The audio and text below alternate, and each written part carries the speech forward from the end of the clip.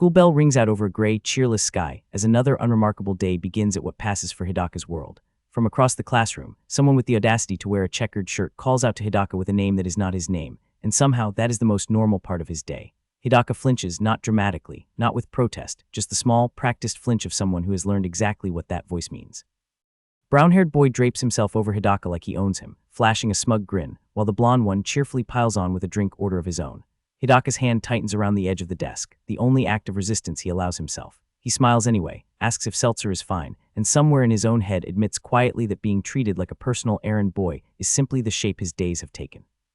Coins drop into his open palm one by one, and Hidaka reflects with the flat clarity of someone who has long since stopped being surprised. He was cursed, he thinks, with the personality of a slave. The classroom sprawls around him, alive with the easy socializing of people who belong to each other, while Hidaka stands in the aisle and narrates to himself that all of this, is just his daily life. A girl with glasses cuts through the classroom noise like a teacher who showed up late to her own lesson, demanding to know if the bullying is happening again.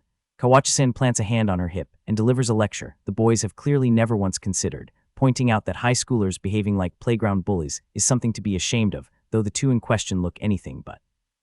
Brown-haired boy seals Hidaka in a headlock and calls him their best friend with the biggest smile a liar has ever worn, while the blonde one nods along enthusiastically from the background. Kawachi-san studies the scene with the practiced suspicion of someone who does not believe a single word she just heard. Hidaka looks down, his face hidden behind his own hair, and quietly tells her that nothing wrong is being done, the hand still resting on his shoulder like a brand. Kawachi-san stares at him, direct and unblinking, and the sound she makes is less a word and more an exhale of quiet disbelief. She asks him carefully, pointedly, whether he is truly okay with things the way they are. Hidaka's eyes answer before he does, blank and bottomless, holding nothing. The brown-haired boy smirks from beside him as Hidaka turns his head and mumbles that he does not understand what she is trying to say. Kawachi-san stands alone in the classroom, fists clenched at her sides, with no good move left to make. The classroom door rattles as Hidaka slips out of it, back turned to everyone, leaving without a word. Hidaka lays out the architecture of his world in 4 categories: bullies, supporters, bystanders, victims, and then quietly notes that everyone likes to believe they play no part in it, before pushing open the rooftop door and stepping through. Hidaka lays out the architecture of his world in 4 categories: bullies, supporters, bystanders, victims, and then quietly notes that everyone likes to believe they play no part in it, before pushing open the rooftop door and stepping through. A pair of school shoes stand at the edge of the rooftop railing, the only part of Hidaka the world will see from here. His hands grip the metal fence, and he tells himself, maybe for the first time, that he is broken. He catches himself, corrects himself. No, it is not him that is broken. Alone on a vast rooftop with the whole gray city laid out below him, Hidaka stares into the distance and finishes the thought. It is the world that is broken. Hidaka's face is completely calm, empty shoes sitting neatly against the wall behind him, as he says goodbye to everyone and steps off the ledge. Hidaka's face is completely calm, empty shoes sitting neatly against the wall behind him, as he says goodbye to everyone and steps off the ledge. Hidaka falls backward into open sky and thinks, with remarkable clarity, that it was never really about wanting to die. He plummets headfirst past the face of the school building and thinks the rest. He simply did not want to live anymore. Ziki, the spiky-haired boy, and a girl with glasses look on, and Hidaka, still falling, aims his final thought at all of them, certain they would not know the difference either way. Hidaka's eyes close as he falls, nothing left to look at, nothing left to hold on to. From far above, his body is a tiny shape shrinking toward the ground, and the narration watches it happen without looking away. On this day, Hidaka Masamune died. Hidaka's eyes close as he falls, nothing left to look at, nothing left to hold on to. Something stirs like static tuning into signal, like a system rebooting from nothing. Hidaka's eyes snap open wide, and the word coming from somewhere around him, "We succeeded," makes absolutely no sense to a dead boy. He is standing in an enormous ceremonial hall with checkered floors and towering banners, facing a king on a distant throne surrounded by guards and robed officials, and the only question his mind can form is where exactly he is. King, bearded, crowned, wrapped in furs, greets the room with all the gravity of a man who has been waiting for this moment for a very long time. Hidaka sweats quietly in the corner of his own confusion, snagging on the word heroes like a thread caught on a nail. The entire class is here, every last one of them packed into a fantasy throne room, looking just as lost, while the king introduces himself as Johannes Greyberg, 47th ruler of his kingdom. Hidaka turns in disbelief and asks, in the way one asks questions they do not actually want answered, why his whole class came with him. Siki is already glaring, jaw set, eyes hard, before the king has finished introducing himself. Hidaka catches that glare and turns fast, the way you turn when you realize something is about to go very wrong. Kingdom of Greyberg spreads across a hillside of stone and struggle, a medieval sprawl of rooftops leading up to a castle, with mountains looming behind it, as the king explains that a war against magical entities has dragged on long enough that summoning heroes felt like the only option left. The king speaks with the careful authority of a man reading from a very old script, promising that the summoned heroes were written to arrive bearing great statuses and skills. Siki cuts through the royal exposition with the bluntness of someone who has never once been impressed by ceremony, demanding to know what statuses even means. Siki steps out of the group entirely and levels the word kidnapping at the king like a charge in a courtroom. The floor explodes around Siki without warning, a concussive blast that throws him backward into smoke and shattered stone. Siki crouches in the settling dust, startled in a way he would rather not admit. King extends one glowing hand and calls it magic, then apologizes for the surprise with the tone of someone who is not sorry at all. The classmates scramble backward in a collective panic, their skepticism evaporating the moment the floor tried to kill one of them. Hidaka trembles in place and lets the two words settle over him like cold water, another world. Siki's eyes go dark under the shadow of his brow, his teeth grinding together as the king speaks. Classmate reaches out and touches Siki's arm as he tenses, and his response is to snap at them without even turning around. Ikijo cuts in before Siki can do something irreversible, pointing out with strained calm that they are surrounded by armed guards and that hearing people out costs nothing. A girl in a ponytail shouts at Siki to back down, less diplomatically than Ikijo, and considerably more effectively. Siki clicks his tongue, grinds his teeth, and says fine, which from him is practically a peace treaty. The king assures them from his throne that no one is being killed today. Heroes worth summoning are not heroes worth murdering the moment they arrive. Siki fires back that they are high school students, and the word lands in the grand hall like a stone dropped in a cathedral. King informs them that the summoning process has already granted each of them a power and an occupation, and that those with the hero title received something especially extraordinary. The female mage standing beside the throne tells them that all they need to do is say the word status, and they will see for themselves. Siki says the word, and a floating screen materializes in front of him listing his name, his level, his occupation as sage, and a full arsenal of stats and a magic technique, the title hero included. The mage goes wide-eyed. Whatever she expected to see, it was not this. She spins toward the king with barely contained excitement and announces that the boy is a sage. The king listens as she explains what that means, the top tier of knights, layered with the attributes of a priest. Mage is practically vibrating with excitement as she turns back to the king, and somewhere in the shadows, Hidaka watches the whole scene with a quiet, sinking dread. Ikijo's status screen floats into view beside him, and every single stat reads 20 perfectly balanced across health, mana, attack, defense, every element, with a unique skill called Hero's Sword and a full suite of magic techniques including one simply called Explosion. Hidaka stares at the screen in the dark, sweating through what can only be described as a dawning sense of catastrophic unfairness. The mage is practically vibrating with excitement as she turns back to the king, and somewhere in the shadows, Hidaka watches the whole scene with a quiet, sinking dread.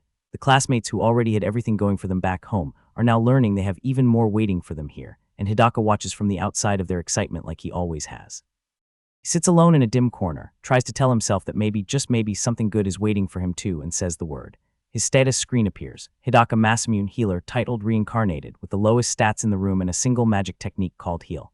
Hidaka stares at the words Healer and Reincarnated with his whole face trembling, and asks himself, shaking, whether this is really his blessing. Classmates who already had everything going for them back home are now learning they have even more waiting for them here, and Hidaka watches from the outside of their excitement like he always has. He sits alone in a dim corner, tries to tell himself that maybe, just maybe, something good is waiting for him too, and says the word.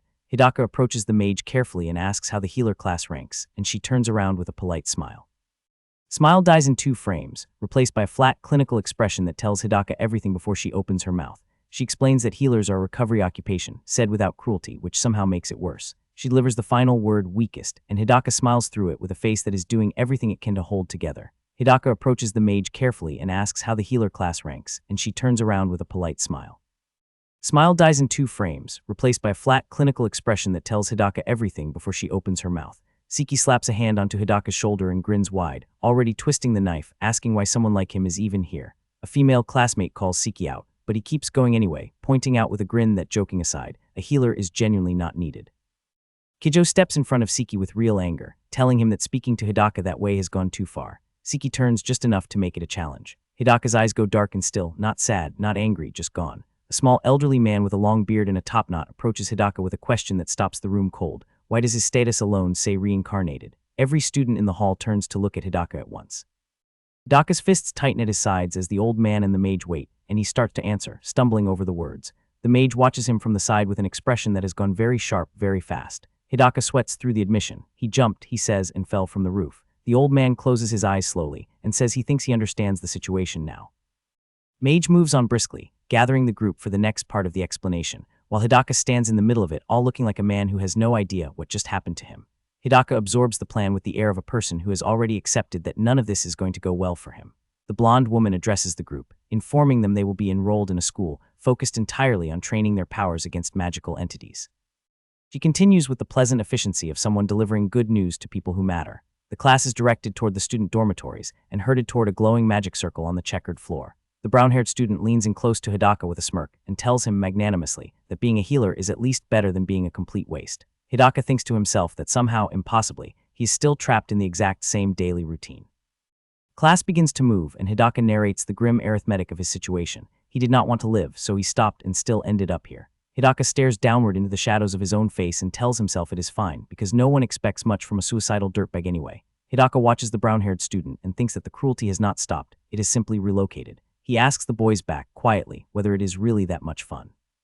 Brown-haired student stops and turns, genuinely thrown. He looks back down with sweat on his face and asks much more carefully what was just said.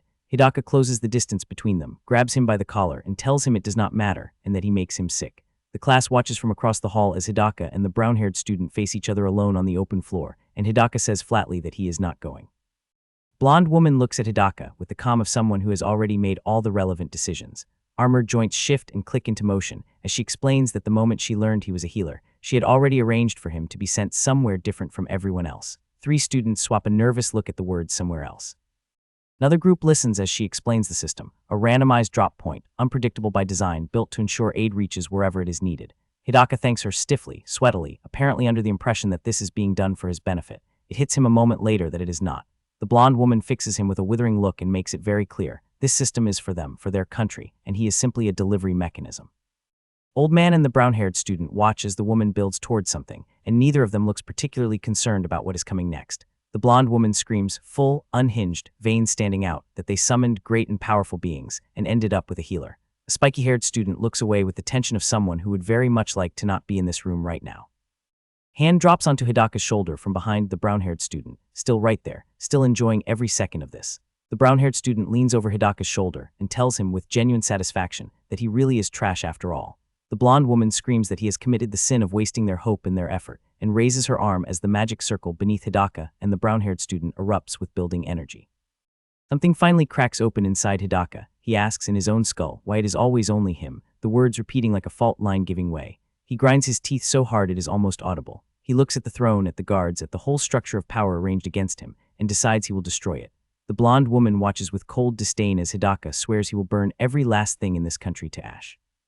Brown-haired student smiles his widest, darkest smile as Hidaka continues, every single one of them. The blonde woman grins back at him with an expression that has left sanity somewhere far behind. The brown-haired student smiles his widest, darkest smile as Hidaka continues, every single one of them. Hidaka screams that he will kill them all, face consumed by shadow, eyes burning white, as the magic circle flares and the energy around him tears through the air.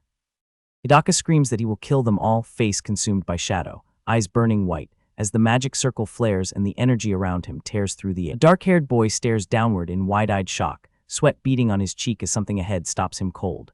3 identical wooden treasure chests sit side by side in the darkness, perfectly still, perfectly suspicious. The boy stands alone in a stone brick room, torch in hand, facing the row of chests, disoriented, muttering that he wandered for who knows how long before finding himself here, with nothing but a torch and the creeping dread that one of those chests might be a mimic. The first chest he opens is completely empty, and he does not hide his disappointment. The boy pauses and throws a cautious glance back over his shoulder. Deciding there is nothing to lose, he bends down and hauls open the lid of the next chest. His eyes go wide. Something inside is not nothing. A small decorative glass bottle filled with dark liquid sits alone on the wooden floorboards. The boy holds the bottle up between his fingers, studying it with a sweating face, wondering aloud whether it is poison, then deciding it probably is not, though he cannot be sure. A voice cuts through the dark, ragged and commanding, urging him to drink it. The boy spins around in an instant, thrusting his torch up like a weapon and demanding to know who is there. He flinches and snaps his gaze sharply behind him. The voice echoes down the dark stone hallway, promising that if he truly craves more power, then he had better drink every last drop. The boy stands alone near the chests, turning in every direction, bewildered. The voice offers no source, only its relentless command to drink. The boy falls quiet, fingers resting against his chin as he turns the voice's words over in his head. He stares down at the small bottle cradled in his palm, torn, wondering what power even means here, whether he is imagining things, and what if, just what if it is real. A memory surfaces, a smirking young man with an earring on one side, and a furious blonde woman screaming on the other, the faces of people he left behind, or who left him behind, as his mind circles the idea of gaining more power. His hand tightens around the bottle's cap, hesitating. A deeper memory rises, three boys in school uniforms walking together, the one in the middle head down, while the boy beside him drapes an arm over his shoulder, and with it, a quiet confession. If he ever got a second chance at life, he would want it to be somewhere else entirely. The boy falls quiet, fingers resting against his chin as he turns the voice's words over in his head. With a pop, the lid comes off, and the boy thinks, if this world truly gave him another chance, then maybe it is worth finding out. He tilts his head back and brings the open bottle toward his lips. The bottle tips and the liquid begins to pour. He swallows. His eyes blow wide open. Something is happening. The bottle slips from his hand and shatters on the stone floor. It was a gamble, and he took it. The boy doubles over, clutching his burning left forearm, while a massive suit of armor looms out of the darkness behind him, and the chapter declares itself. Nito's Lazy Foreign World Syndrome, Chapter 2. The scene shifts to the outside of a stone dormitory building. The kingdom of Greyberg stretches across a vast valley, its National Academy of Ares Greyberg rising against a cloudy sky toward a distant mountain peak. Two young men chat idly outside while a short-haired girl in glasses stands beside them, one boy insisting that a certain girl named Ares carries a dangerous air about her, the other pointing out that every rose has its thorns. A dark-haired young man listens without expression, then quietly drops a name, Hidaka, and warns that once someone falls in too deep, there is no saving them. A female student turns to Seki and asks, with pointed calm, whether he actually finds any of this funny. The student with the cross earrings glances back over his shoulder with a flat, unbothered expression. The group erupts, demanding he stop pretending not to know what story they mean because they are clearly talking about Hidaka. He looks back at them unimpressed and mutters that they are all far too soft. Seki looks down, sweating, and snaps at them to stop bringing it to him. He is done hearing about it. Attention shifts to Kita, who is asked the same question, whether he stood by while Hidaka was bullied. The accusation hangs over the whole group as they are reminded that Kita was always there, always silent, always going along with it. A female student with glasses looks downward and says quietly that she does not consider what happened bullying. Someone from the group tells them to stop putting all this pressure on Kita. Against an open sky, someone states the brutal truth: Hidaka is not coming back. Nothing anyone does now will change that, and as far as they are concerned, it is already over. Hidaka lies face down and motionless on the dungeon floor beside two open chests, a shattered potion bottle at his side, exactly as dead as everyone assumed he must be. He is not dead. His head jerks up, eyes wide, body flinching back into consciousness. The shattered bottle lies in a pool of spilled liquid on the stone floor. Hidaka pushes himself upright to his knees, dazed, blinking around the room and trying to piece together what just happened. He touches his head and grimaces. The pain was real, but somehow he does not feel any different than before. He notices something, his vision seems sharper, and he wonders whether the potion is responsible for that at least. He nudges the empty bottle aside with his foot and chides himself for blacking out over something so minor. His eye catches a chest he has not opened yet, and he moves toward it. He keeps his expectations low. Whatever is inside, he is not counting on anything great. His hand reaches out and touches the lid of the chest, and the wood lets out a slow, ominous creak. The chest explodes open into a nightmare of teeth, tongue, and bulging eyes, a mimic, and Hidaka crashes backward in pure, breathless shock. A savage slash of movement, and blood flies. Hidaka screams, raw, ragged, without end. His arm is mangled and dripping, and every small sound that escapes him is more anguish than words. He slams back into a stone pillar, clutching what is left of his arm. The mimic rises onto long, spindly legs, tongue lolling out, while Hidaka collapses to his knees on the floor before it, shaking, drenched in sweat, staring up at the thing that just took his arm. Hidaka runs screaming, bleeding, clutching the stump of his severed left arm, while the mimic thunders after him on its horrible legs, sending a small chest crashing to the ground in its wake. A long stone hallway stretches ahead, empty, silent, offering nothing.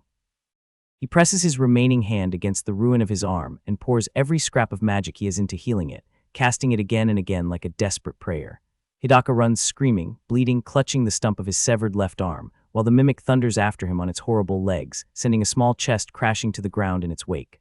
A long stone hallway stretches ahead, empty, silent, offering nothing. He presses his remaining hand against the ruin of his arm and pours every scrap of magic he has into healing it, casting it again and again like a desperate prayer. Hidaka runs screaming, bleeding, clutching the stump of his severed left arm, while the mimic thunders after him on its horrible legs, sending a small chest crashing to the ground in its wake. Hidaka is on his knees, pressing his injured wrist to the stone floor, cursing through gritted teeth of all the things waiting in that room. Of course it had to be a mimic. A status screen materializes in the air, showing his health at 42 out of 60, his mana at 38 out of 50, and his attack and defense both a meager 10, and he knows bitterly that healing is the only card he has left to play as the weakest class in existence. His hands hover near the chest's gnashing teeth as the question burns in him. How is someone like him supposed to fight something like that? He blinks, thrown off. Something on the screen does not belong.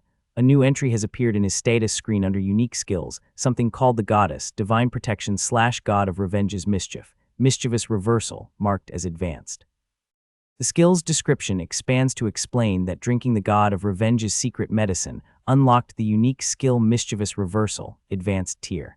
Hidaka stares upward with a dawning look, a phantom image of the small potion bottle drifting through his memory, so that is what it was. The skill's mechanics unfold across the screen. Mischievous Reversal can be applied to any target or cancelled at will, and whatever it touches is flipped. A plus becomes a minus, and any effect tied to life becomes an effect of death. He sits on the dungeon floor, thinking out loud that he should try healing first, then trails off into puzzled silence. He flinches at a disembodied voice just as a cascade of system notifications erupts around him. The God of Revenge's Mischief has activated, the Mischievous Reversal has activated, and his healing magic has been reversed into something called Waves of Erosion. The screen fills with the description of Waves of Erosion, a sphere of destructive energy that radiates outward from the user, draining the life from everything it touches, its range expanding with the user's magical power, which means his healing spell has just become something that kills. Hidaka sits in the dungeon corridor, staring toward the light coming from around the corner, letting the words sink in. Waves of Erosion, unable to quite believe what he is reading. His eyes go wide and stay that way. He steps back into the doorway of the chest room, looking at the glowing chest and asking himself the one question that matters: can he actually beat it? He reminds himself that if he simply walks away and does not open that chest, the mimic cannot touch him, and part of him is ready to do exactly that. His hand trembles, but he does not move, because whatever fear he feels is being outweighed by his desire for payback for the arm he lost. He swallows hard, fixes his gaze forward, and makes his choice. He is not asking for much, just for that thing to die. Hidaka unleashes Waves of Erosion. A massive sphere of dark energy surges outward from his body, and the mimic, mouth wide and shrieking, is caught at the edge of the blast as the dungeon shakes. Hidaka unleashes Waves of Erosion. A massive sphere of dark energy surges outward from his body, and the mimic, mouth wide and shrieking, is caught at the edge of the blast as the dungeon shakes. Hidaka unleashes Waves of Erosion. A massive sphere of dark energy surges outward from his body, and the mimic, mouth wide and shrieking, is caught at the edge of the blast as the dungeon shakes. The chest monster explodes into splinters, and the boom echoes through the stone corridors. Hidaka lets out a stunned, almost disbelieving laugh. All he did was flip a heel, and the result was enough to blow the thing apart. He stands in the wreckage, allows himself a grin, and declares with full sincerity that he won. He startles as a system notification cuts in, announcing that the Goddess, Divine Protection, has activated and inviting him to choose his spoils. He stands in the corridor, staring at the small glowing reward menu floating near the remains of the chest, still processing the fact that he gets prizes for winning a fight. The reward screen lists 3 options: camouflage, which lets him freely change his appearance, a precious chest, an infinite space storage chest that absorbs goods, and a recovery medicine, and he notes with some interest that camouflage sounds promising. He smiles down at the swirling remains of the defeated mimic and decides the precious chest is the more practical choice for now, since the creature apparently had quite a haul hidden inside it. He looks up in disbelief as a notification announces that he just destroyed a level 500 mimic and has earned enough experience to level up level 500. He repeats to himself, barely able to comprehend how badly outmatched he should have been. The level-up notifications do not stop. They just keep coming, one after another, stacking up around him before he can even process the first. 3 more level-up notifications fire in rapid succession, and they show no sign of stopping. Hidaka stands there holding his status screen, already worn down by the relentless beeping, and asks whether this is just going to keep going. A new notification cuts in. His heal magic has leveled up too, apparently. The screen announces that heal has jumped straight from level 1 to max level, and Hidaka learns for the first time that magic skills can level up just like everything else. The notifications completely overwhelm him. Healing waves, waves of heal, cure abnormal status, attribute enhancement, all maxed, all stacking, level after level, flooding in from every direction, until he can only groan that it is unbearably annoying. A status screen looms large behind Masamune, displaying his name, level 150, and staggering stat values that seem almost impossible to comprehend. Masamune pauses, hand at his chin, wrestling with the unsettling realization that he has no idea whether his rapidly climbing level actually makes him powerful by this world's standards. A group of his classmates stands nearby with grave expressions, while one small blonde student smiles in their midst, a reminder that the competition may be even more formidable than the numbers suggest. Masamune falls silent, his face cast in shadow as the weight of that uncertainty settles over him.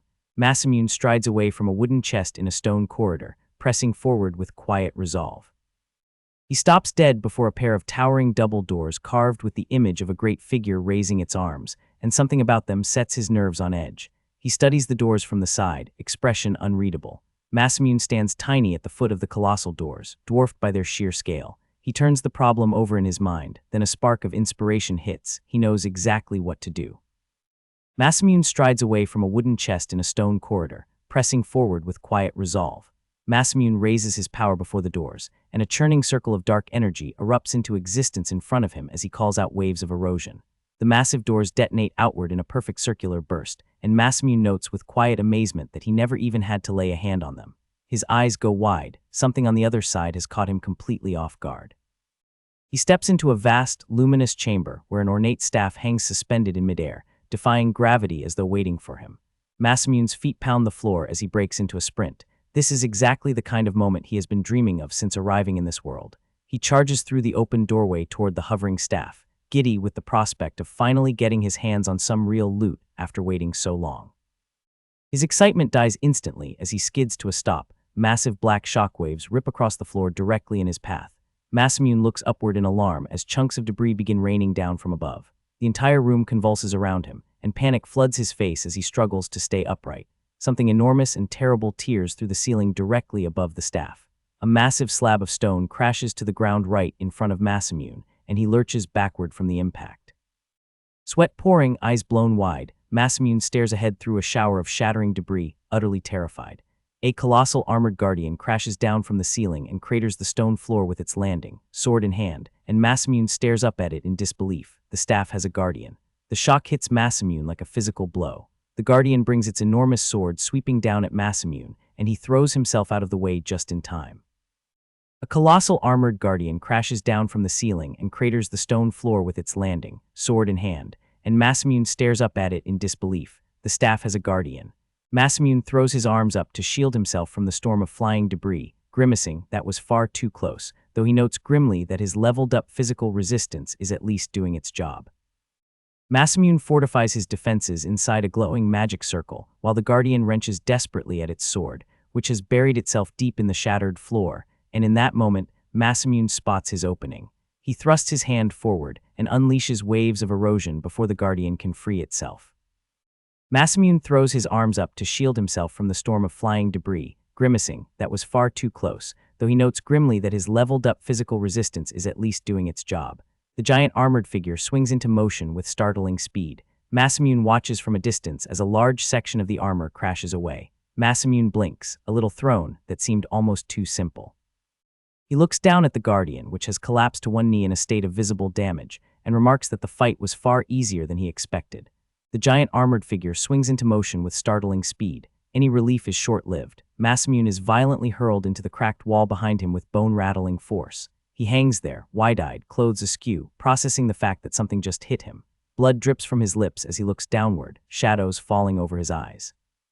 The guardian surges forward with terrifying momentum as Masamune pieces together what just happened. He was kicked. Hunched over and clutching his stomach, Masamune channels a healing spell through gritted teeth, grimly grateful that his defense enhancement is the only reason he is still standing. He straightens up and faces the kneeling guardian head-on, equal parts furious and self-aware. He is a healer, not a brawler, but he refuses to hold back this time. Masamune spreads his arms wide and detonates waves of erosion beneath the guardian, a vast dark energy circle consuming the ground underneath it. Half the guardian's body and helmet blacken and dissolve away, disintegrating into drifting smoke and ash. Masamune watches the destruction with a calm, sweat-streaked expression. It is over. The remaining fragments of the giant armor burst apart completely, scattering in every direction. Half the guardian's body and helmet blacken and dissolve away, disintegrating into drifting smoke and ash. A notification screen materializes before Masamune, revealing that the armored giant was a mimic, and it drops a rare skill called the Mimic's Life, which allows its user to falsify the information displayed on their status screen, along with a high-grade knight's greatsword and shield. A full status screen expands before him, showing he has rocketed to level 212, a strange number that does little to reassure him, since his magic skills remain stubbornly capped at level 5 no matter how high his overall level climbs. In the shadow behind his eyes flickers the memory of a blonde woman looking down at him with contempt, her words branding him the weakest. Masamune approaches a tall ladder mounted against a bare wall and begins his ascent. He holds up the ornate staff with both hands, turning it over carefully. The magic tool called the Wrath of Saints now belongs to him. An item description confirms the staff contains intermediate holy magic of the holy light element, and Masamune notes with interest that it is classified as a magic tool. He takes a step forward. Staff in hand, Masamune stands at the base of the long ladder stretching upward, confident it will come in handy one day. A grand Western-style academy looms beneath a cloudy sky, birds circling its towers as the story begins at Ares Greyberg Academy's first maneuvering area. A young man sits collapsed on the ground, sweat and dirt streaking his face as he struggles to catch his breath. He grits his teeth and looks upward, strained to his limit, as someone asks whether he is all right. Still on his knees, he forces out a ragged confirmation to his master. A tall, blonde-caped instructor stands over him with a reprimand. The magic circle detonated because of his lack of focus, while the other students quietly file away in the background. Lecturer Philip Battler speaks in measured tones, acknowledging the sheer scale of the young man's explosion magic, while stressing that he must learn to wield it without the aid of circles or incantations. The kneeling student remains on the ground as a female student glances back at him, the instructor's warning hanging in the air, "Control it, or the demons will never be defeated." The young man's eyes drop into shadow as he quietly accepts the burden placed on him as the hero. Life at the academy carries on. Students chat and lounge beneath a tree in the courtyard, indifferent to the weight pressing down on one of their number. Somewhere nearby, a dark-haired student watches it all with a sharp, simmering glare. Two students sit together at the base of a tree, one relaying the bitter truth: their magical power simply isn't enough. A glowing status screen materializes like a verdict in the air, driving home the point that for those without sufficient power, magic is nothing but a waste. Across the courtyard, the lecturer singles out the one student who can actually use magic properly, while someone mutters scorn at a self-proclaimed hero who is cowardly, easily exhausted, and utterly laughable. A second status screen confirms what everyone already suspects: bearing the title of hero and actually deserving it are two entirely different things, and their titles are little more than decoration. One of the students accepts the grim reality with quiet resignation. It isn't something anyone can change, no matter how badly they want to. He stares ahead, holding that thought. A pair of eyes narrow, something unspoken simmers just beneath the surface. The academy stands quiet under a bright sky, the only answer to all that tension a single, reluctant agreement. A young man tips a dark bottle back and gulps it down greedily, liquid trailing down his chin. It turns out it is his very first taste of alcohol, and he finds it surprisingly decent. The dark-haired young man makes his way through a stone corridor, a glowing light source in hand, musing pleasantly on his unexpected first encounter with alcohol. He steps through a wooden doorway into a pantry stocked with barrels and shelves, relieved to have secured a steady source of food. Something catches his attention and his flushed face lights up with surprise. He stands before a pair of massive closed wooden doors deep in the hall and wonders whether to push his luck and go inside. Before he can decide, the door lets out a creak and begins to open on its own. He turns, flushed and startled, as a voice from beyond the door commends him for making it this far. An elegant man with long hair, pointed ears, and ornate armor greets him with a composed smile and a single welcoming word. A vast throne room stretches out, stone pillars, a grand chandelier, and the elf-eared man seated regally on his throne at the far end, a small winged eyeball creature hovering nearby. The dark-haired young man stares back in pure, wide-eyed disbelief. The young man looks around the enormous stone chamber in bewilderment, having never encountered anywhere remotely like it. The ancient stonework and the flickering wall-mounted light confirm just how alien this place truly is. The man on the throne rests his chin on his fingers and calmly asks his companion, a creature called Zuri, how many years have passed since the last adventurer set foot here. The small winged eyeball creature drifts through the air as it relays the answer. Zuri's enormous singular eye fills the view as it delivers its reply: 150 years. The throne room's master takes in that number with a quiet, almost wistful wonder. He had no idea he had been waiting so long. The elf-eared man rises from his throne with a casual declaration: "Tonight there will be a party." The dark-haired young man flinches, unnerved by the sudden announcement. The man stands to his full height in elaborate armor and a sweeping cape, a jagged, dripping organic sword in hand, introducing himself as Shaeon, King of Snakes, and inviting the adventurer to begin. Without warning, Shaeon is behind the dark-haired man. Something sharp has already pierced through him, and the young man's eyes blow wide with shock. He looks down in disbelief, unable to comprehend when his stomach was run through. He hunches over the wound, blood dripping from his mouth, the reality of the situation sinking in far too late. The The blade is wrenched free of the young man's body in a single cruel pull. Cheyenne looks on in profile, laughing with dark delight at the sensation. The bloody blade clears the young man's back entirely as he spits blood, and Cheyenne muses aloud, something has just come back to him. The young man droops forward, breathless, as Cheyenne declares his disappointment, 150 years of waiting, and this is the caliber of adventurer that finally shows up.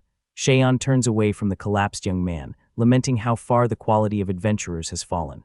He glances back with mild curiosity and asks whether the young man is a priest. Zuri corrects him, the young man is not a priest, but a healer, and Cheyenne wonders aloud how on earth a healer managed to reach this place alone. Cheyenne muses that a healer's inability to track his movements makes perfect sense, and yet there is something strange about this one. Cheyenne turns his back to Zuri and asks what it means, genuinely curious. A hand rests on the ground, still, as Cheyenne begins to articulate his suspicion about the young man's skill. The young man raises a staff and unleashes a long beam of holy light across the chamber, while Cheyenne watches it streak past him. The beam punches directly through Zuri. The eyeball creature detonates in a burst of light. The young man, clutching his wound, watches from a distance as Cheyenne stares at the explosion in stunned silence. The young man raises a staff and unleashes a long beam of holy light across the chamber, while Cheyenne watches it streak past him. A divine reward screen materializes beside the young man, prompting him to choose a spoil from the fallen creature. Cheyenne's grief over Zuri curdles instantly into fury as he draws his sword. The young man's eye cuts sideways, calculating. He swings his staff and releases a massive wave of dark erosion energy directly at Cheyenne. Cheyenne's eyes go wide. He did not see that coming. The dark wave tears across the floor in a sweeping blast. The young man steadies himself, sweat on his face, and wonders if the attack connected. The dust begins to clear, revealing Cheyenne still standing furious in the settling cloud. Cheyenne holds up the shattered remains of his blade and screams, the sword is destroyed, and his fury at this indignity is absolute. The young man tells him not to overreact over a sword, while something behind him shakes ominously. He looks at his own hands in quiet puzzlement. He glances down at his bleeding abdomen with growing dread, as Cheyenne's voice rises, killing Zuri, breaking the sword, and now daring to laugh about it. His knees buckle and he drops to the floor as Cheyenne looms over him, gripping the broken hilt, swearing he will not leave this place alive. With desperate resolve, the young man presses his hands to his wound and activates a healing spell, but Cheyenne is moving too fast to track. The young man kneels on the floor, hands glowing against his stomach as he works to heal himself, his staff lying discarded nearby. Cheyenne studies the situation coldly. The magic that destroyed Zuri came from that staff, yet it left no trace of a supporting item's power. With considerable distance between them and a broken sword still pointed forward, Cheyenne demands to know exactly who this person is, and the young man calmly reminds him that the eyeball already said it. He is a healer. The young man kneels on the floor, hands glowing against his stomach as he works to heal himself, his staff lying discarded nearby. Cheyenne's blade rakes across the young man's chest in a brutal slash and the boy screams, while the doll-like creature Zuri hovers nearby and Cheyenne's armored silhouette fills the space behind him. Cheyenne watches the result with cold intent, promising to keep cutting until the truth comes out. The young man, battered and soaked in dark liquid, insists through the pain that he has already said it. He is a healer. Another blow lands across his face and blood spatters as Cheyenne calls him a liar. He is hurled through the air by a strike to his leg and torso as Cheyenne throws Zuri's own words back at him. The creature said he was strange. He hunches in agony near his shoulder as Cheyenne accuses him of killing Zuri precisely to silence whatever it was about to reveal. Cheyenne towers over the collapsed young man with bared teeth, insisting that a healer could never wield offensive magic. He must be hiding something, and the young man's wounds are too severe for him to recover from completely. The young man forces the words out through the pain, insisting once more that he is a healer. Cheyenne looks down at him with furious contempt, demanding more than a job title. He wants a name, not the same occupation repeated over and over. Cheyenne towers over the collapsed young man with bared teeth, insisting that a healer could never wield offensive magic. He must be hiding something, and the young man's wounds are too severe for him to recover from completely. The young man forces the words out through the pain, insisting once more that he is a healer. The young man's mind races. Cheyenne won't believe anything he says, so what is the point of giving his real name? Memory surfaces, two students walking away, one of them remarking that being called a healer is at least better than being a NEET. Something clicks behind his eyes. He faces Cheyenne across the distance and announces that he has a name to give. He leans on his hand with a defiant glare and declares it. His name is NEET. He doubles down on it with full conviction. From this moment forward he is NEET, a name he intends to make infamous so he can take revenge on everyone who wronged him, killed by a NEET. Cheyenne raises an eyebrow and repeats the name back as NIT, and the young man immediately erupts, correcting him with exasperation. It is NEET, not NIT. He demands Shaeon clean out his ears and listen properly, then reminds him one more time occupation, healer. He doubles down on it with full conviction. From this moment forward he is Neat, a name he intends to make infamous so he can take revenge on everyone who wronged him, killed by a Neat. Shaeon goes quiet and says simply that he has heard enough. The young man looks back at him sideways, unbothered, and admits he is bored. The young man's head snaps around, something is wrong. A catastrophic slash tears through his entire torso in an eruption of black. His face is blank, blood pouring freely from his nose and mouth. Shaeon stands over the young man's collapsed body and declares that it is over. Shaeon's dark silhouette looms above the bleeding, slumped figure of the young man as the boy thinks, is this really how it ends, with nothing accomplished? Fractured memories flash, an eye, a smiling face, his own expression, and with the last of everything he has, he calls out the name of his most powerful spell. The waves of erosion erupt from beneath Shaeon, and the King of Snakes finds himself at the center of it. Shaeon's eye blows open in pure shock. Shadows swallow his face. The dark energy engulfs him entirely. Shaeon lies flat on his back on the stone floor and acknowledges, with grudging respect, that the young man had enough strength left for one more spell. The young man stares at him with blood-streaked features and says that 150 years of waiting seem to have made Shaeon weaker. Shaeon laughs despite himself at the absurdity of being thanked after being utterly dismantled. Lying defeated, Shaeon looks up at the young man and offers a piece of advice: hide your identity, Neat. The young man stares down at him with a puzzled frown and asks what he means. Shaeon lies flat on his back on the stone floor and acknowledges, with grudging respect, that the young man had enough strength left for one more spell. Shaeon's silhouette once stood across an age of darkness and ruin, the King of Snakes, feared across the kingdom for centuries, and now, impossibly, he has been brought down by someone like this. Shaeon looks up and asks his question plainly. The young man said he was a healer, didn't he? Masamune stares down at Shaeon with wide, stunned eyes, unable to process the words being directed at him, as Shaeon explains that a powerful person with a low-grade occupation will become a target, and hiding is the smarter move. Shaeon lays out the logic from the ground up. A healer is expected to be weak, so concealing true power behind that label is the most sensible strategy available. He stares upward with quiet finality. This world has no patience for fools. Masamune holds that thought in silence, his wide eyes unblinking. Masamune crouches beside Shaeon and asks if he can put a question to him. Shaeon tells him to go ahead, as a prize for winning. Stone walls and quiet lamplight frame the moment as Shaeon's offer hangs in the air.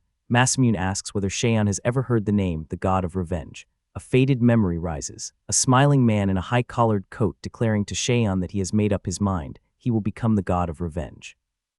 Masamune leans over Shaeon with a blank, questioning expression. The corner of Shaeon's mouth pulls into a faint smirk. Something has just clicked into place. Laughter spills out of Shaeon. He can barely contain his disbelief at hearing that name again after so long.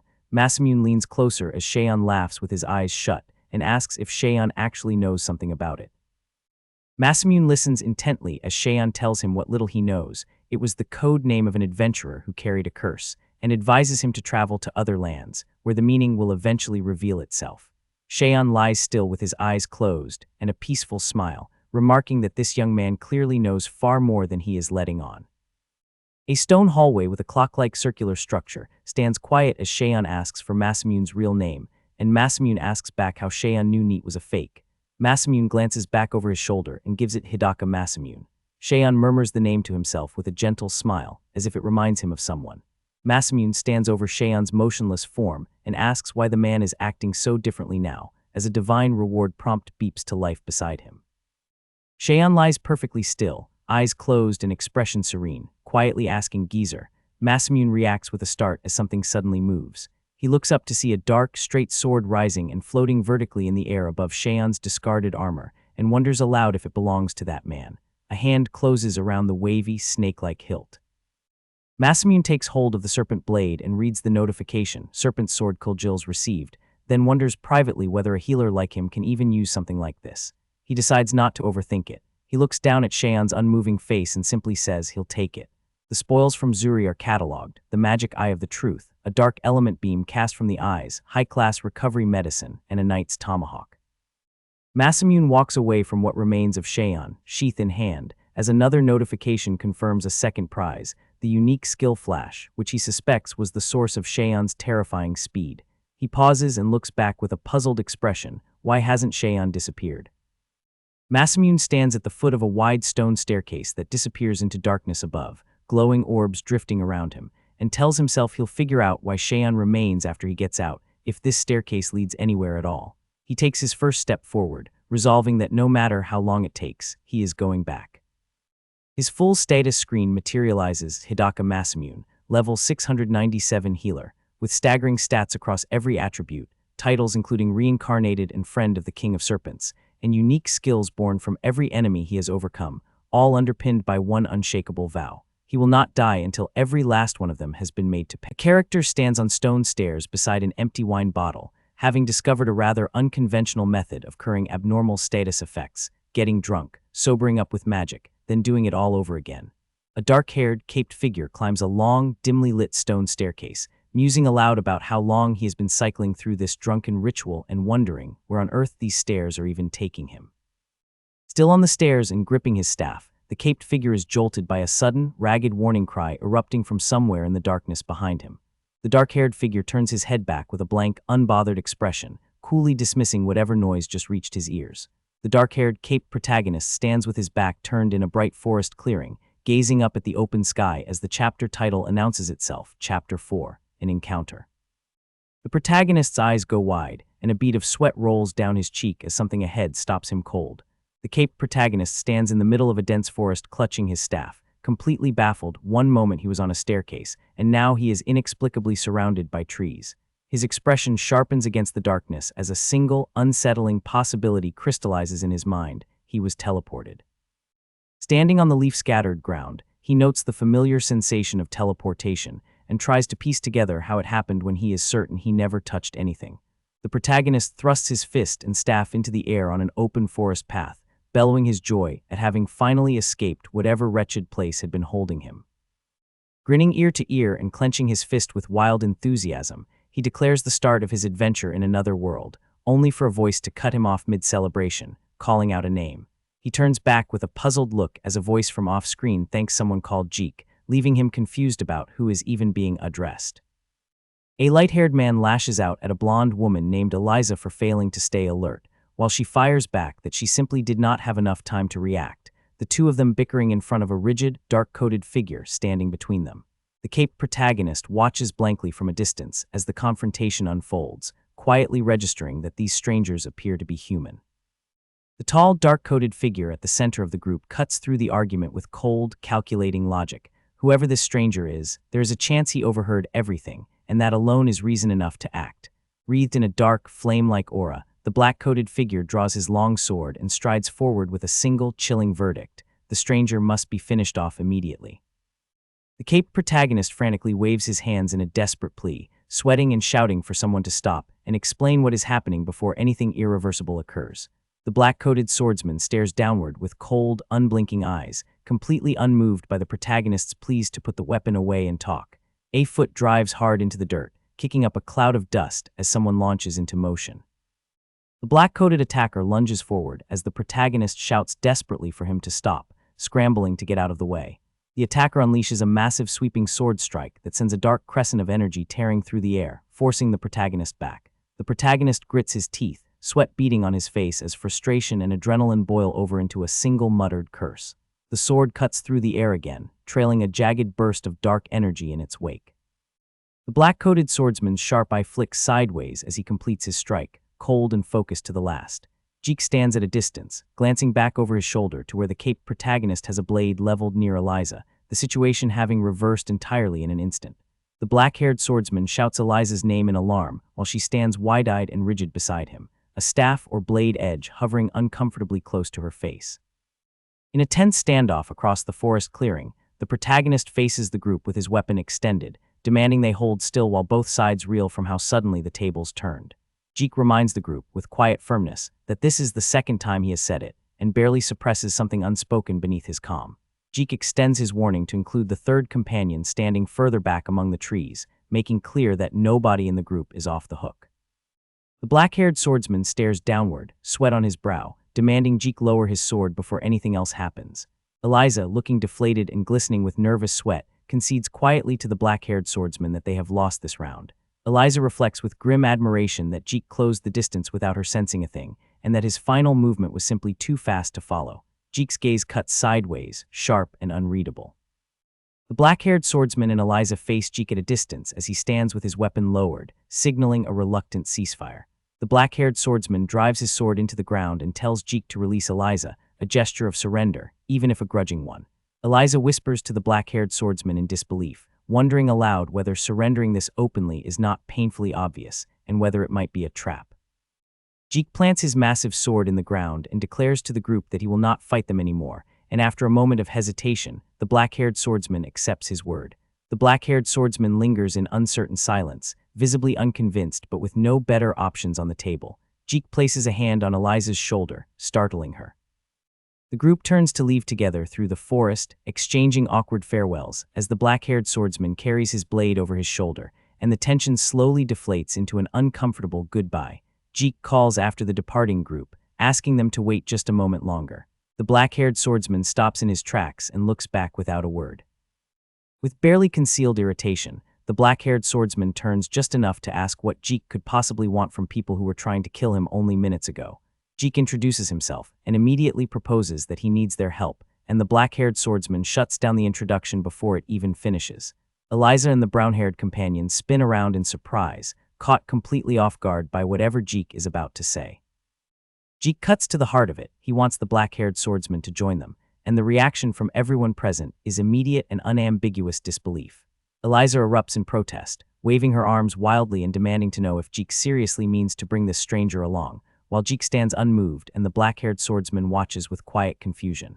The black-haired swordsman exhales slowly, the whole situation already sounding like far more trouble than he wants. The black-haired swordsman gives a dismissive wave, tells them to find someone else, and begins walking away without a second thought. Jeek's gaze sharpens into something deliberate and calculating. A barrage of enormous fireballs materializes in the air around the black-haired swordsman with a crackling roar, stopping him in his tracks as shock flashes across his face. The forest erupts in a series of massive explosions, the blast and dust clouds consuming everything in sight. The black-haired swordsman bursts out of the smoke, startled and very much still alive. He wheels around and shouts at Jeek in furious disbelief, demanding to know if the man has completely lost his mind. Jeek raises a hand cloaked in dark energy and conjures a flame hammer, while the black-haired swordsman watches from a distance with dawning dread. Standing at the center of a towering vortex of fire and magic, one arm raised to the sky, Jeek declares with absolute serenity that he is very calm right now. A dark-haired figure stares downward with cold composure, making clear that if the other party wants a fight, the conversation is over. The dark-haired character's eyes blow wide with shock, the realization hitting hard that this opponent is completely unhinged. Jeek stands with sword in hand as a massive swirling vortex of flame and energy tears open above him, while a cloaked figure faces him and demands to know his name and occupation. The cloaked character sweats and mutters to himself, reluctantly acknowledging that keeping your occupation secret is, in fact, the sensible thing to do here. A pair of eyes snap open wide, a faint otherworldly pattern glowing in their irises. Jeek stands at the center of a glowing magic circle, one arm thrust skyward, his full status laid bare level 48 high-level knight, wielding the dragon's wrath and a war sword capable of one-hit kills, with stats that paint the picture of a seasoned and terrifying warrior. The cloaked character takes in every last detail of Jeek's overwhelming stat sheet and responds with quiet, almost wistful envy. The cloaked figure muses aloud about how effortlessly Jeek channels magic, his tone carrying more longing than admiration. Jeek's eye narrows sharply, his brow furrowing as he throws the comment back, taking it as an insult rather than a compliment. Jeek charges forward and swings his massive sword with a roar, unleashing a swirling ball of devastating energy toward the cloaked figure, who stands completely still in the distance and watches it come. While climbing a staircase, the cloaked character had been quietly experimenting with the mischievous reversal skill, testing it against one ability after another. The skill's branch resolves into something called Soul Break, a technique that disrupts and dismantles other skills entirely. Sitting alone on the stone stairs, the cloaked character turns the discovery over in his hands and decides to hold off, with no knowledge of its range, effect, or scale. Using it blindly in battle is too great a risk. The cloaked figure stands calm in the shadow of Jeek's enormous incoming attack and decides that this is exactly the moment to put Soul Break to the test. Jeek blinks in confusion, a bead of sweat forming. He has no idea what his opponent just said, and that uncertainty is already unsettling. The cloaked character raises their left hand and reaches it out toward the churning mass of energy bearing down on them. Palm open and eyes locked forward, the cloaked figure invokes Soul Break. The massive swirling vortex fractures and tears apart, dissolving into scattered fragments before it ever reaches its target. Jeek is hurled backward by an invisible force, his sword flying from his grip as the shards of his magic circle explode outward around him. Jeek stares ahead with trembling, sweat-drenched disbelief. His magic circle is broken, and he is beginning to wonder if what he is facing is even human. Jeek sweats and shakes as the cloaked figure closes the distance, reminding him plainly that he was the one who started this. The cloaked character looks on with cold detachment, while a blonde woman screams desperately from behind him. The blonde woman clasps her hands together with all the force of someone whose life depends on the next few seconds and begs for forgiveness. Tears streaming down her face, she acknowledges the wrong that was done and pleads with everything she has, promising to do anything in return. She drops to her knees in a full bow on the ground before the cloaked figure, declaring that Jeek is far too precious a friend to lose. The cloaked character's eye slides quietly sideways, taking in the sight of the girl kneeling at his feet. Jeek sweats and shakes as the cloaked figure closes the distance, reminding him plainly that he was the one who started this. A short-haired figure walks away alone down a narrow alley, putting distance between themselves and whatever just happened. The same figure pauses mid-step and glances back over their shoulder. A dark-haired character hunches slightly forward, face hidden, weighed down by something unspoken. A nervous laugh escapes the dark-haired character, accompanied by a bead of sweat that makes it clear the laugh is anything but relaxed. The long-haired character fixes the lighter-haired one with a serious look and points out with no small amount of irony that they are making him look like the villain. One hand seizes another by the wrist, and with that grip comes a fierce declaration. Whoever Seki is, this person refuses to become them. 3 members of the group stand side by side, all wearing some variation of surprise at what they just witnessed. A cloaked figure turns to walk away into the trees, and someone calls after them to wait. The dark-haired character calls out and extends an unexpected offer, asking the cloaked figure to join their party. The cloaked figure stops and turns back with a single syllable of surprise. The dark-haired character explains plainly that they sensed from the very beginning that this person was no ordinary traveler, and that ignoring them had always been an option they chose not to take. The dark-haired character continues, making their need clear. They are actively searching for strong allies. The cloaked figure looks back with a guarded, questioning expression, repeating the word allies as if turning it over. The dark-haired character reveals that their party of 4 is only a fragment of a much larger organization operating behind them. They make clear that membership is not handed out freely, but that someone with this person's demonstrated strength would have no trouble qualifying. The cloaked figure cuts straight to the point and asks what they would actually gain from joining. The dark-haired character opens their hand in an open offer and assures them that money is no obstacle. Whatever they want, name it. The cloaked figure stands with their back turned and says quietly that there is nothing they want, at least nothing these people could give them. The cloaked figure elaborates, even if a wish did exist, it lies well beyond anything this group could ever grant. The light-haired character grabs the dark-haired one's shoulder with urgency and quietly urges them to let this go before it spirals further. Undeterred, the dark-haired character presses on and holds out a small object, acknowledging there is no time to waste, even a short-term alliance matters, and they ask the cloaked figure to at least accept this. The cloaked figure turns and looks at the outstretched hand in silence. Resting in the open hand is a finely engraved metallic ring, a communication tool that carries voices across any distance as long as mana flows through it. The dark-haired character softens and tells them there is no pressure for an answer now, only that they think about it. The cloaked figure looks down at the ring without a word. 4 silhouetted figures stand around a great emblem as the organization's name and purpose are laid out: Dragon's Heart, dedicated to cleansing corruption and securing the peace of the world.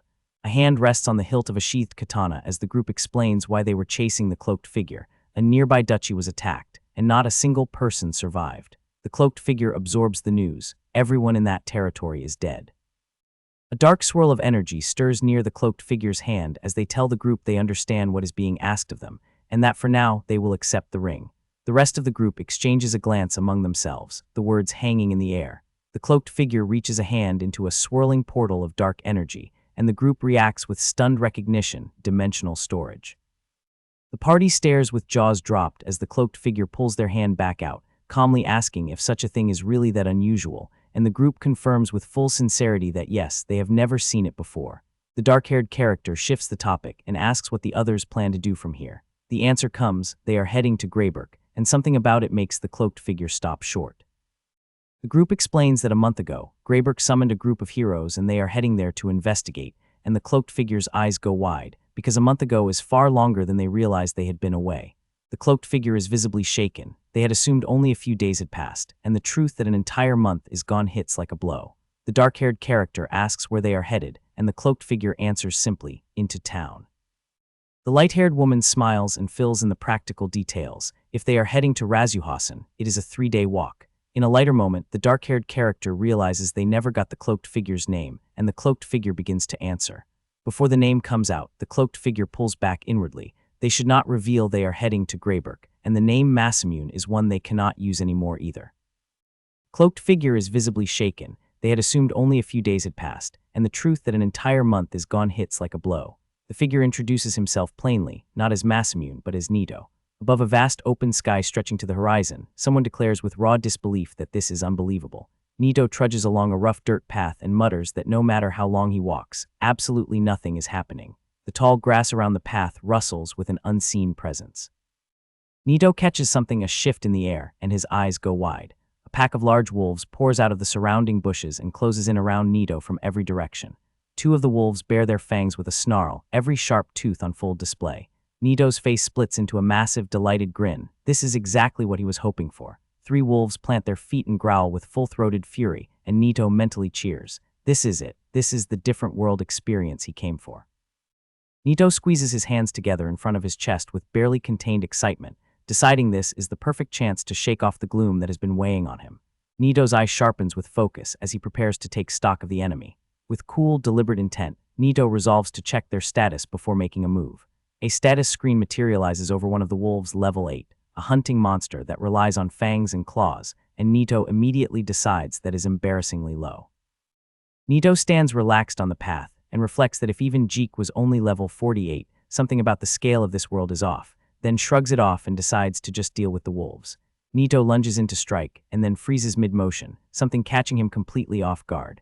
A warrior tears through the wolf pack in a blur of swift sword strikes, sending the animals flying before Nito can land a single blow. One wolf lets out a howl of pain, dark blood spattering around it as the attack connects. Nito's eye goes wide with sweating shock at what just happened. A blonde, short-haired knight stands with a large weapon resting over her shoulder and offers a dry remark that was dangerous. The female knight, silver-armored and bright-faced, turns toward Nito with a warm smile and asks if he is hurt. The knight stands with hands on her hips looking pleased with herself, while Nito trembles across from her and waves a hand in nervous protest. The intervention was, from his perspective, completely unnecessary. A massive wolf-like beast lies sprawled and defeated on the ground as someone offers their gratitude.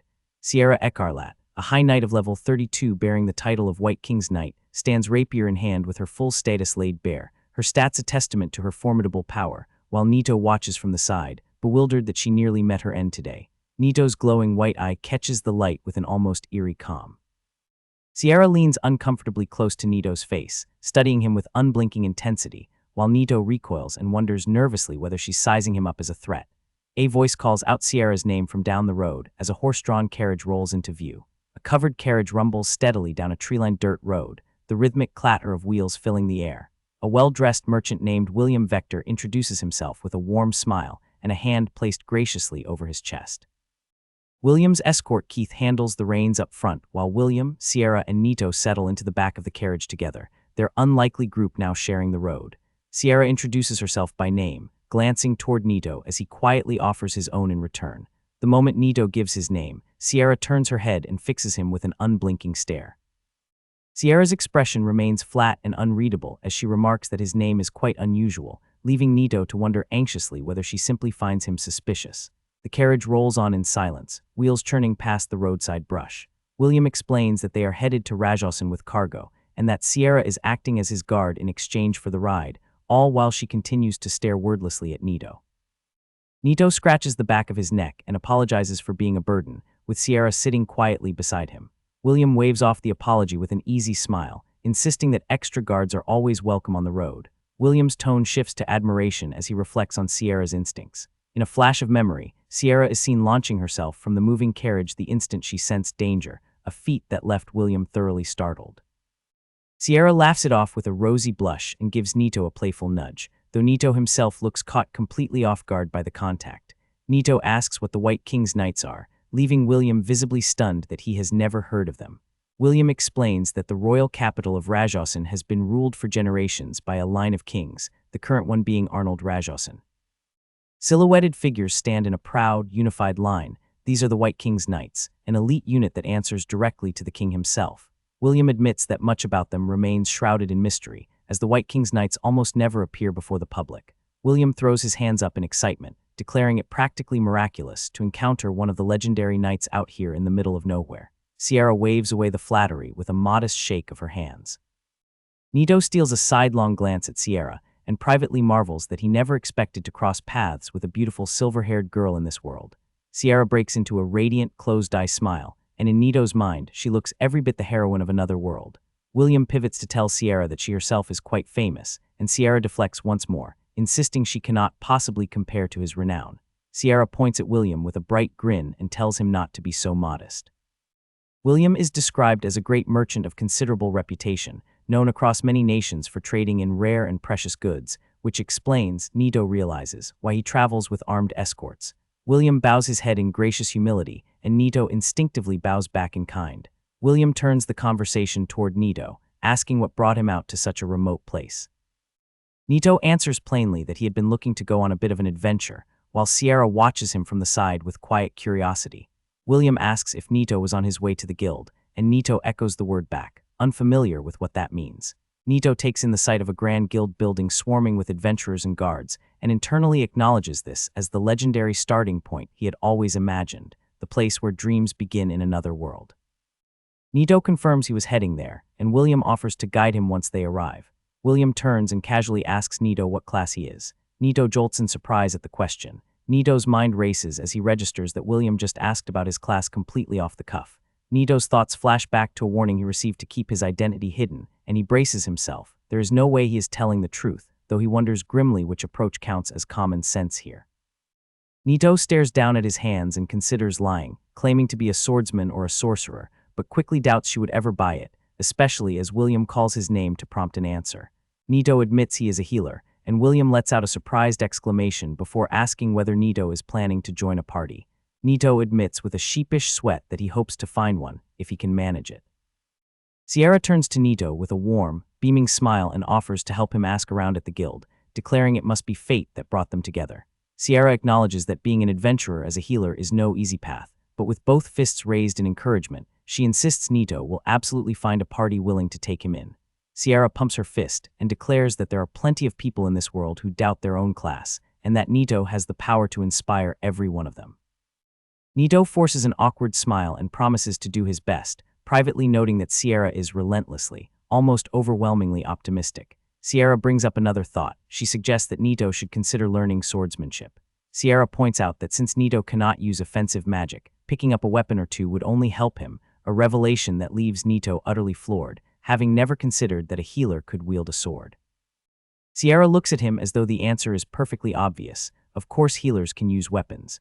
Nito absorbs the information wide-eyed as Sierra explains that swords, bows, and axes are available to everyone regardless of class. A memory of a woman defined entirely by her healing flickers in Nito's mind as he begins to question whether his class truly determines all of his limits. Nito pushes further and asks whether he could cast something like a fireball or a lightning strike, and William gently breaks it to him that those would be out of reach for him.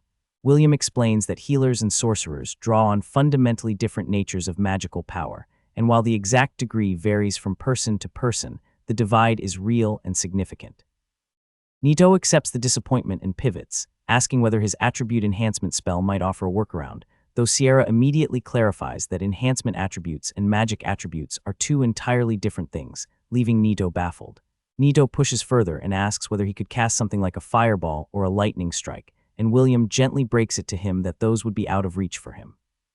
Sierra launches into a detailed explanation of how attribute enhancement is a support magic applied only to weapons. It generates elemental properties without carrying any true magical force behind them, while Nito's expression goes utterly blank as he admits internally that he has not understood a single word.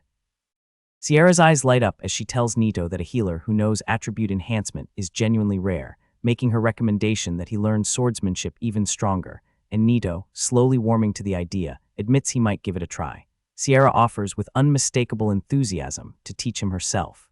The carriage rolls steadily on down the open road, a small village just beginning to appear on the horizon. A horse-drawn covered wagon rolls through the dirt roads of Tanya village, passing half-timbered houses and wooden fences beneath a gray, overcast sky. The older blonde man helps the blonde woman down from the back of the wagon via a wooden ramp, gesturing warmly as the black-haired young man watches from inside, the group pausing to rest in the village. All three travelers freeze in place, eyes wide, as something unexpected off to the side catches their attention. A crowd of villagers has gathered with their backs turned near a wooden gate, a guard standing close by with spear in hand, and the tension in the air is already thick enough to feel. The trio approaches the gathered crowd from behind, and a large, muscular villager turns his head to look back at the newcomers with curiosity. An elderly village chief kneels on the wooden floor, looking up with a deeply worried expression as several villagers stand around him, and the trio watches the scene unfold from the foreground. The village street stretches out in a wide view, debris scattered to one side, and the crowd still huddled in front of a house, the weight of something terrible hanging over the scene. The elderly chief remains on his knees, eyes cast downward in sorrow, offering the travelers his sincerest apologies and explaining that the village is in no condition to receive guests. The three travelers stare forward in wide-eyed, stunned silence as the chief delivers the devastating news. The village was raided by thieves, and every woman has been taken. A crowd of furious villagers surges behind the long table, brandishing spears, pitchforks, and clubs as they roar that they intend to take back their own, refusing to stand by and do nothing. The blonde woman turns to address the chief directly, explaining that thieves and bandits operate differently from common criminals, and the chief listens with visible unease. The blonde woman pauses in thought, one gloved hand resting at her chin, as she explains that most thieves maintain ties to slave dealers. The villagers listen in tense silence as the blonde woman acknowledges that yes, rescuing the captives quickly is essential, but that there is more to consider. The blonde woman rises to her feet at the table and volunteers the group to go in the villagers' place, sending a ripple of shock through the crowd. The chief stammers that the travelers are guests and shouldn't be burdened, but the older blonde man raises a reassuring hand and tells him to trust them. A villager stands beside a saddled horse near a cart wheel and offers the blonde woman the use of Keith, saying he should be able to help them. The blonde woman fixes the room with a firm, steady gaze and asks if anyone knows where the thieves may have taken the captives. The villagers murmur among themselves uncertainly, glancing around as the question hangs unanswered in the air. A dark-haired villager's voice cuts through the crowd. He knows the way. A young, freckle-faced boy named Jack pushes forward from the crowd with clenched fists and fire in his eyes, making his presence known. Jack explains through gritted teeth that when the attack happened, all the adults were away hunting, so he was the only one who followed the thieves.